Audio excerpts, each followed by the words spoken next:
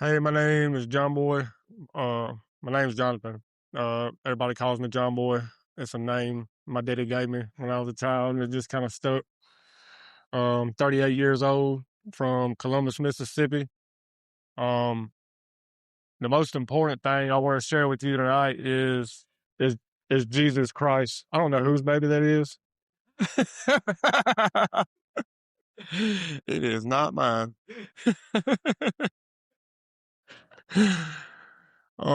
Yeah, the most important thing I want to share with you tonight is Jesus Christ. I'm gonna tell you a little bit about my life, but most of he is the most important thing about my life. He has saved my life. He has brought me from so much, and I would not be here if it was not for him. Um, like I said, I was born in Columbus, Mississippi. I'm 38 years old. From a very young age, I was put into a foster home. Um, I was in a foster home from the time I was 4 until the time I was about 14 years old. I hated every bit of it. They used to make us go to church. Um, that's one thing that they was gonna make you do every Sunday, and I hated it at the time. Get up, go to church. Didn't understand nothing about nothing. Um, by the time I was 14, um, I got out of Palmer home. My dad, um, and my mom, they both appeared back in my life. Um, my mom was on drugs real hard, and I didn't know what drugs was at the time. Through foster care, I learned a little bit about weed and stuff like that. But as far as hard drugs, I didn't know about that until I got with my mom, and um, like I was smoke crack with my mom at 14. Now, smoke crack with my mom. Do cocaine with my mom. Started shooting cocaine when I was 14 years old. Um, Started shooting cocaine with a buddy of mine. His daddy's here tonight, and I know he's got a good testimony too. Um, but we were shooting all these drugs up, and like from there it just started. Started doing drugs all the way up until I was 17. By the time I was 17, I went to prison for the first time. Uh, didn't know I'd end up spending 19 total years in prison. In and out, in and out, in and out. Didn't care about nothing except for what I wanted to do. And I guess I was kind of rebelling against a father that had tried to show up back in my life, and a mother. By the way, my mom's sober now for about 11 years now. Um, yeah, I think I kind of blame them for the childhood I had. I didn't really have a childhood. Um, like I said, I was in foster care, and then bam, 17 years old, I was in prison. Um, I did learn who God was in prisons. I think everybody finds God in prison.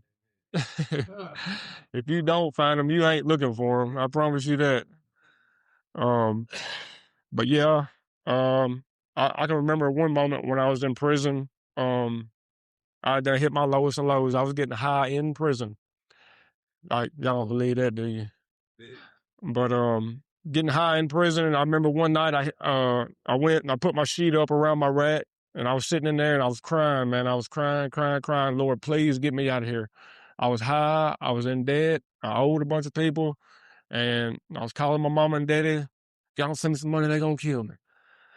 Well, I went to my rack and I cried that night. I said, Lord, please, if you're real, I need your help.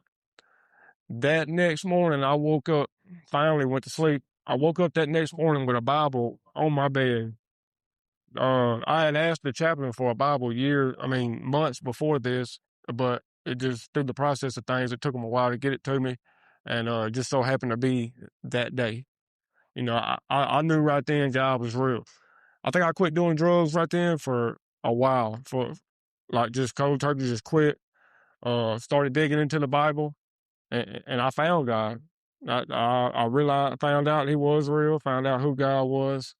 Um, Ended up getting out of prison again, hanging around with the wrong people, doing the wrong stuff we shouldn't be doing, and went back to prison.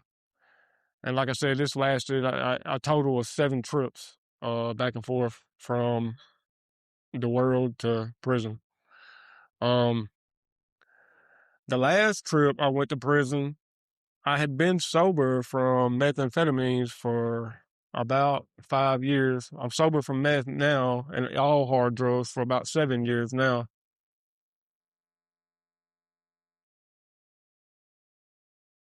But I know just because we get sober, sometimes we get sober and we want to still live that lifestyle. We still want to do some of the things that we shouldn't be doing. And I was still partying, I was still drinking and stuff like that, and hanging out with people I shouldn't have been hanging around. But I thought it was okay because I wasn't getting high, and they were getting high, but I wasn't getting high. And anyways, on ended up getting drunk one night, and this is probably about 4 years ago, maybe. Yeah, about 4 years ago, I went to prison for my last time. And I know it was my last time before I ever even went into the prison. I know it was going to be my last time because I knew right then that I was done. I was drinking and had been messing around on this girl. I shouldn't have been messing around on her and stuff like that. And anyways, it led to an altercation. And in the altercation, her brother came up and he shot me twice. Point blank range, shot me in the head twice. And they left me there for dead. And that's Jesus. I know right then that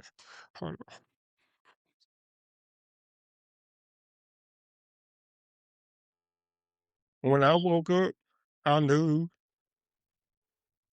that I had broke a promise to my kids that I would never leave them, or nothing like that.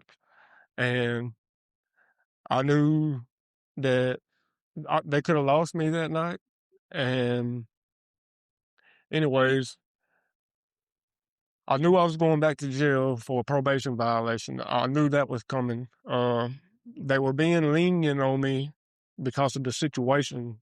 Um, uh, it, went to the hospital, in and out of the hospital a couple times, had surgery on my eye. Um, I remember when I first got out of the hospital, I'll tell you this, this is another thing about Jesus. I remember I first got out of the hospital and I went to my church, Columbus Christian Center, and I saw Brother Kenny, and I was paralyzed from the left side all the way down. Couldn't move my arms, couldn't move my eyes. I can only talk with half my mouth. I had to get carried up to the altar, but I told Brother Kenny and them, like, hey, I want to go to the altar. I can't get there.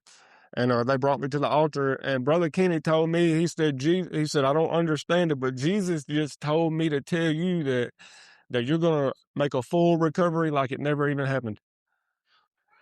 And it happened. I made a full recovery. Um, I did end up going back to prison behind that, um, for assault. I got shot and they sent me back to prison for assault. But I didn't do no drugs this time. I didn't hang out with nobody I wasn't supposed to this time. I went down there, I minded my own business. I didn't mess with nobody, stuck to myself. Ended up going through a drug and alcohol program, went to the program, had to complete it before I could get out. I was only supposed to do a couple months. It took over a year to do the A&D program. I was supposed to go do a 3-month program, but they didn't tell you that you got to get into the program before you can start it. I got stuck in Rankin County for forever.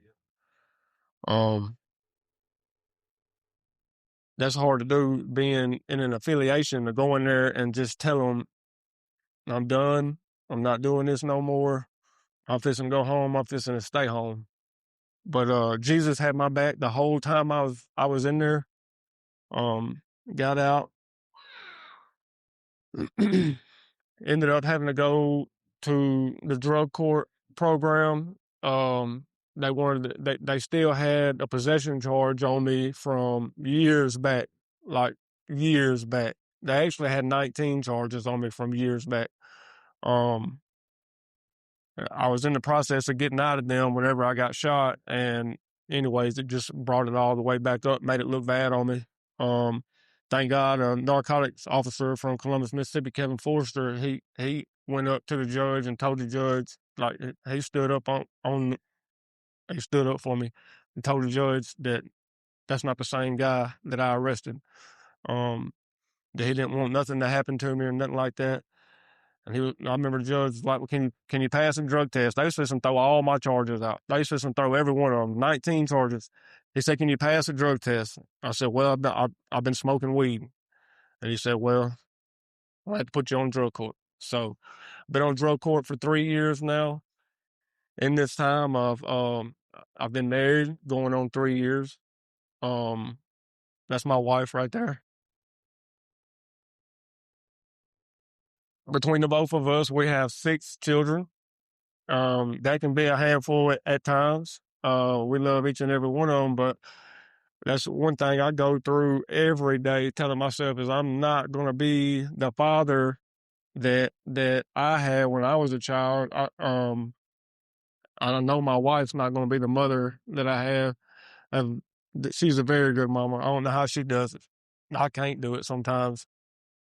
Um, we go to church at Columbus Christian Center. She's been sober for 3 years. I've been sober from hard drugs for 7 years, the alcohol and the weed for over 3 years now. We're actively involved in our church. Her and I are the youth pastors at Columbus Christian Center. We teach what ages is it? 5 to 10. We teach ages 5 to 10, and sometimes it'd be 40 kids in there running around. And then sometimes the pastor would joke about how we got to take half the army with us every time we church. But it's a good life, man. It's a good life. And it's all because of Jesus, man. If it wasn't for Jesus Christ, wouldn't none of this be possible. I never in a million years thought that I would complete the drug court program. I graduate drug court in 10 days.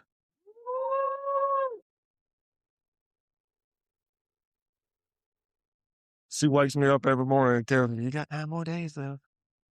You got 8 more days.